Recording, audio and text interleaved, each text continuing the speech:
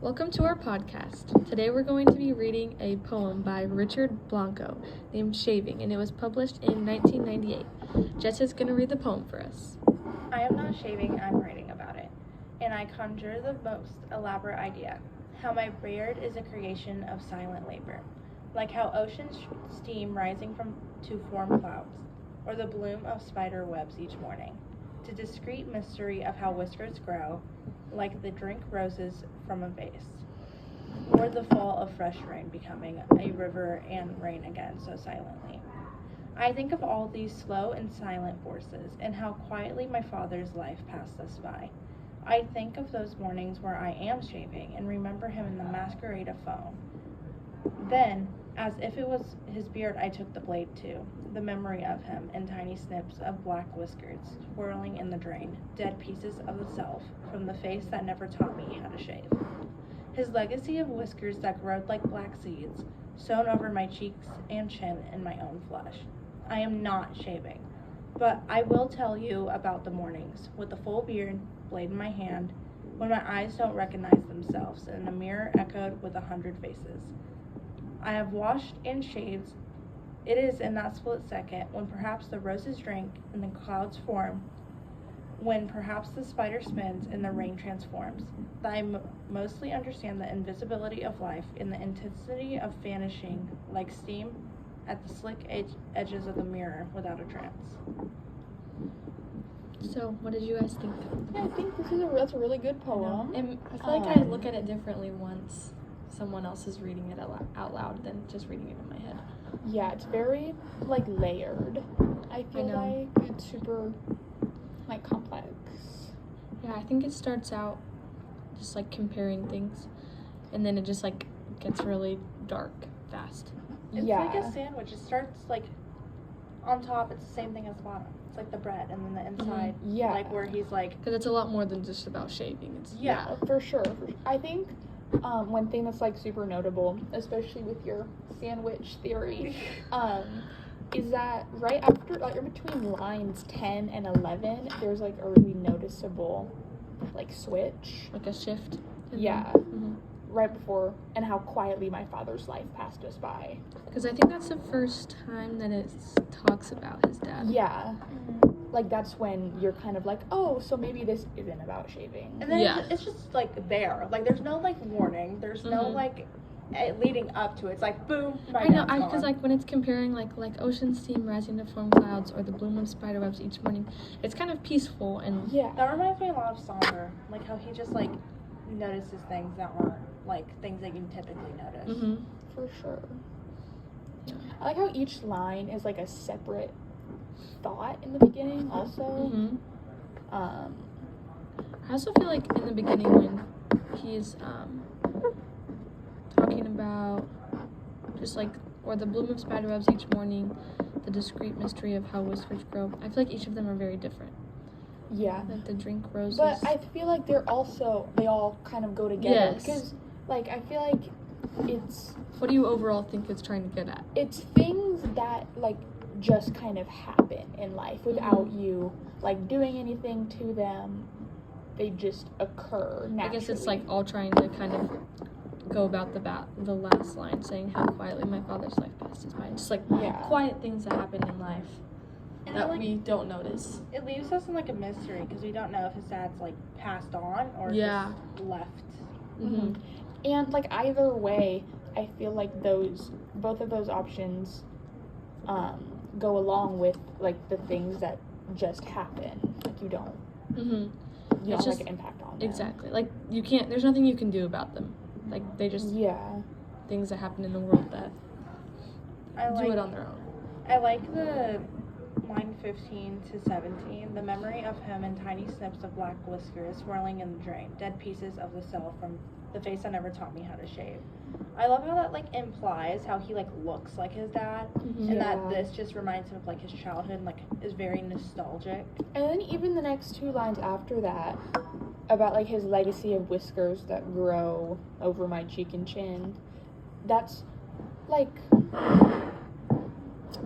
feel talking about how when he's shaving, it feels the same kind of. I lost my train of thought. I'm really sorry. Give me 1 second. I got distracted. I'll talk about how, like, the black seeds, I feel like it's more than just the hair that's on his face. Yeah, it's like shaving is like getting rid of the connection that he has With his dad. That's what I was gonna say. I'm just now seeing that now, too. In, like, my own flesh, like, because his dad is obviously, they're related, obviously, but, yeah, it's like, Really? duh. Like, the roots. Yeah. I like the line, I most understand the invisibility of life and the intensity of vanishing. Where's that? It's in, like, 27. yeah. Sorry, I didn't count those.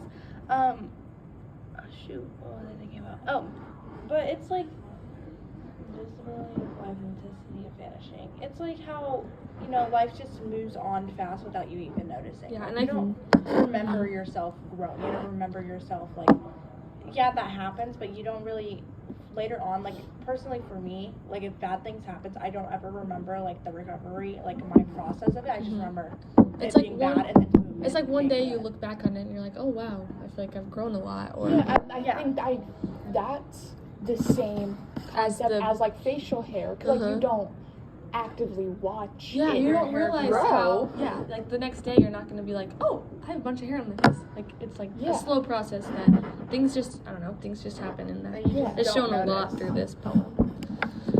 But like the exact act of shaving is the kind of thing that you can like control and have an impact on, and I think that is why it's so like significant within this poem. And how he just like correlates it with his dad, because like his dad must have had a beard and shaved. So like when he thinks that, he thinks his dad, and now he's just cutting it off. Yeah, and I feel like it's also kind of an act of like protest almost. Because when he was talking in line 17, he says that his dad never taught him how to shave. So I feel like he has like resentment. Yes, definitely. Being able to. That whole stanza, definitely does not seem very positive. Yes. Does not seem like a big fan. It's not like he's like reminiscing on it and being like, oh, I miss my dad. It's like he's angry because he didn't get the memories that he wished he could have had. Yeah. And like when he's shaving, I think maybe he feels like more connection to his dad, and maybe he doesn't like that as much. Maybe he didn't have a good relationship with his dad, or maybe he's just mad because he didn't have a dad. And like his friends could have had their dads with them and taught and he doesn't know how to shave because he had to learn. He had to learn the stuff that typically his parents are supposed to teach him, but he didn't have that. He's jealous. It could be jealousy, it could be grief. I feel like jealousy can just like kind of come from grief, and like jealousy and resentment, just because you're just angry at the world because like you're comparing your life to all these other people who have a dad, and you're like, but why in a mirror echoed with 100 faces. Maybe it's like all his ancestors. I think it's more like generations of him. Like, when he's like versions of himself, and like what like maybe could have been, or like just him growing up, like him as a kid, like when when the father like when my eyes don't. So to look at points that uses or that shows his resentment towards not having a dad, I feel like lines. I feel like let me think. I think when it says the mirror echoed with hundreds of faces, and the line that also says that he said himself in the face that never taught me how to shave. I think that just really ties in on how like he's resenting his dad for not. Also, like the last line or the last two lines. In the intensity of vanishing like steam at the slick edges of the mirror without a trace. Like how his dad just like left or was gone, passed away or left him, I'm not really sure what. Without guidance. And like it was just so sudden. I also think that's another point. It's like it was sudden and he didn't have any I don't know what the word is. Like he wasn't ready for it. Yeah, he wasn't ready for it. There was no warning. And I feel like also that, like, there's no warning because things just happen in life. some of the stuff at the beginning, like ocean steam rising to form clouds or bloom of spider webs each morning. Like, you kind of just see it, and you don't even realize that it's happened already. That's kind of what he kind of relates it to his dad's death, or It was just him being gone. unexpected. He wasn't prepared, and he grew up without this figure that other people do have. Mm-hmm.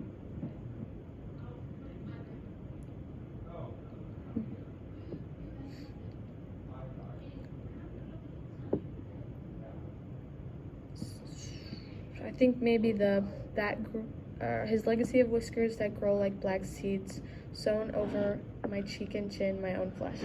Like, he's comparing his face to like a field or something with seeds in it, like sown, because like reap and sow. Is that seeds?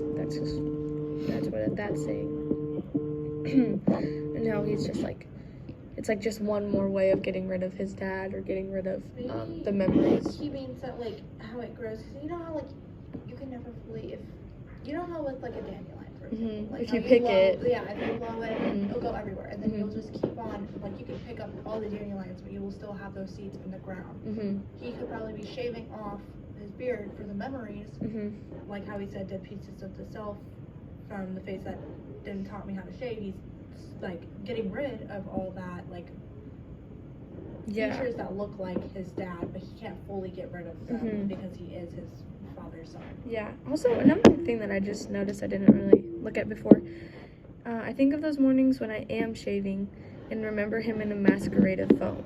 So, like, in the first line he's talking about himself, but then he says he's remembering his dad. So it's like one thought, and like he's like putting himself in his dad's shoes.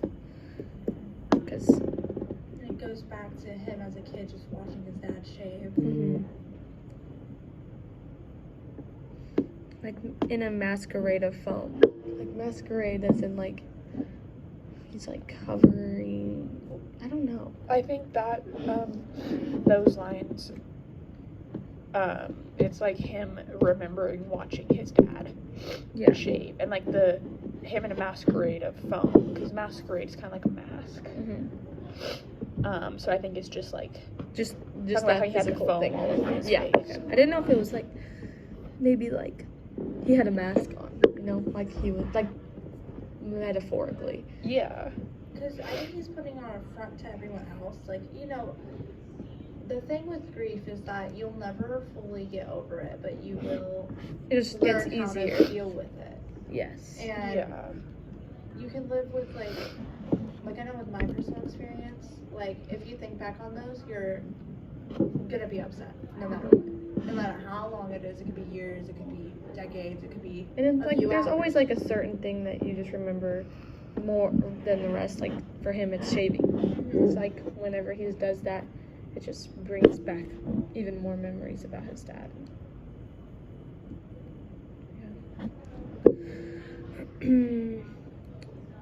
Yeah, and I also think he's correlating his beard growing, again, saying how my beard is a creation of silent labor, like ocean steam rising to form clouds.